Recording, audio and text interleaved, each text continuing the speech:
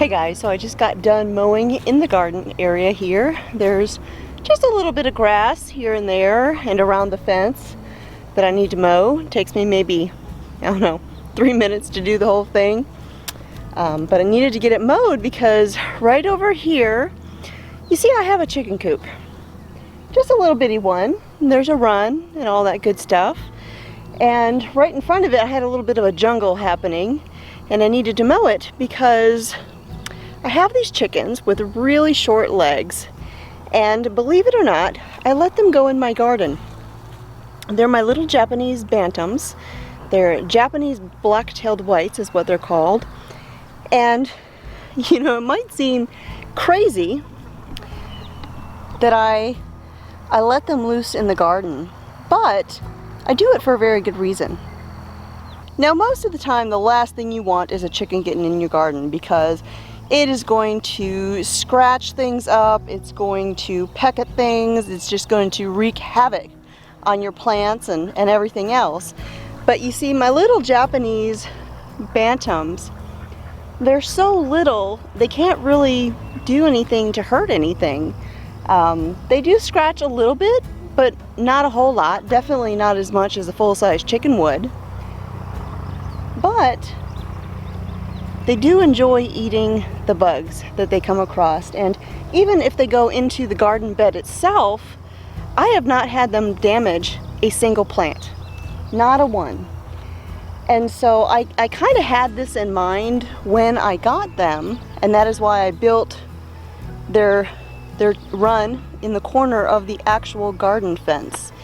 And it was simply so that I had the ability to let them out and in here. Now, of course, I wouldn't let them into the garden as soon as I plant the seeds because you don't want them eating the seeds. But once the plants started getting established and had a little bit of size to them, I just let them come right in here and I let them do their thing because they're going to eat bugs. They're going to leave a little fertilizer behind. They might aerate the soil a little bit, but they really can't hurt anything.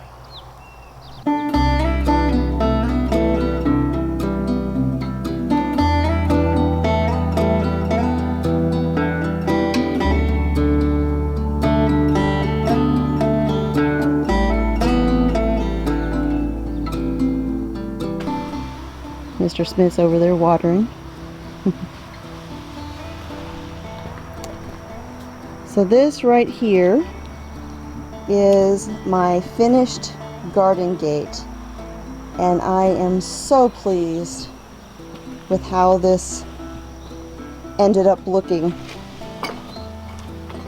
Now, originally I was going to make this just all normal fencing, but then I had some inspiration and thought, you know, I've got all of that metal sheeting left over from the raised beds, and why not make the bottom of it metal and give it a little flair. So it's similar to the gate out there in the big garden with the open top. And the reason I do this is if at some point the chickens come into this area, they're not going to go up on top of the fence because there's no railing on top for them to land on. And that's why I made the gate like this. It's got the supports on the sides, of course. I mean, you gotta have a side to the gate. But I didn't put anything across the top. And it's for that exact same reason. I don't want the chickens to have a place to land to go across the top of the gate and go into the garden. And that's why I made the one out in the big garden the way I did.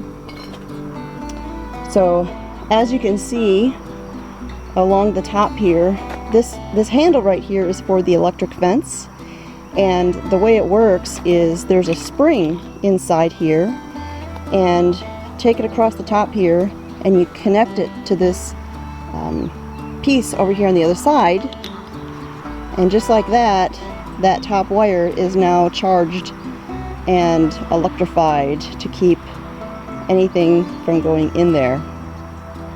And then when you want to go into the garden, you just unhook it. Don't touch the wire. and I just hook it over here to the fence. And then we can go right in. I put this pretty little gate handle on the outside. Then I added this small cabinet one here on the inside so that I had a easy way of pulling the gate shut so it could latch, just like that. And there you go.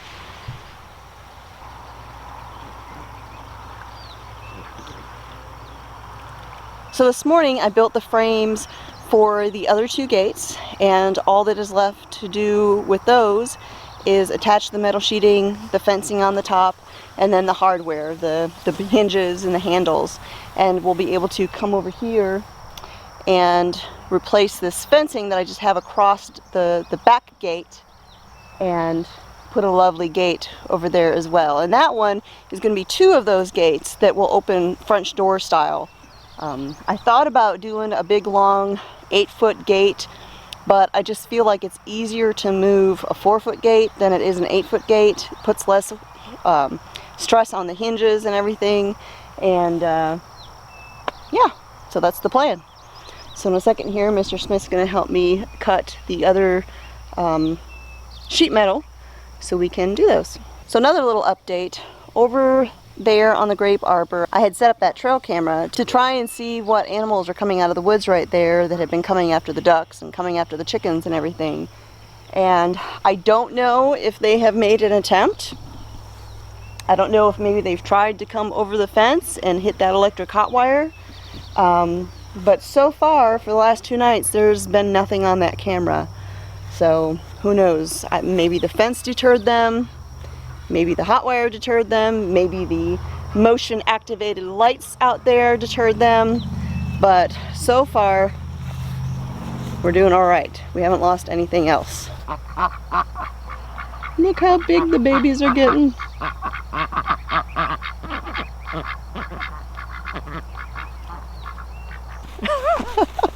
Mr. Smith just said, "Where's my glove? The last thing I need is an ER visit," but you can put that on the video if you want. Yeah. I'm accident prone, people. Yeah, it's been a while, knock on wood. So we're fixing to cut this piece of metal. Turns out my other little piece was actually the perfect size already, so I don't have to cut that one. Only need to cut one. This is the tool that we use. It attaches to your drill, and it's kind of like a, Oh, it's on the other drill. It's kind of like a little jaw, and it's got the handle there, and it swivels in your drill so you can get your angles. And this is priceless when it comes to cutting metal, I don't think. There you go.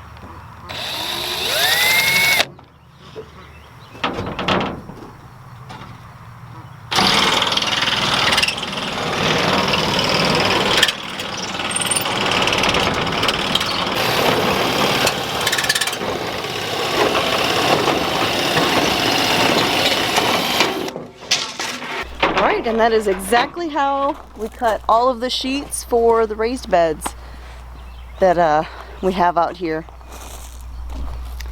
So now tomorrow in the morning, because I'm not going to do it now anymore, I will use this piece and the other piece and finish up the 2 gates that I have in progress and finish this thing up.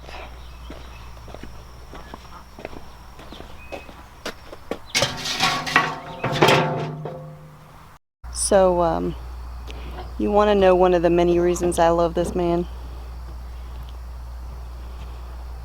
We balance each other out.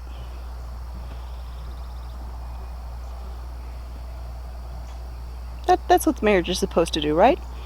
You're supposed to balance each other out. You're not supposed to be exactly the same. And if one of you can't handle mice and traps, and the other one can,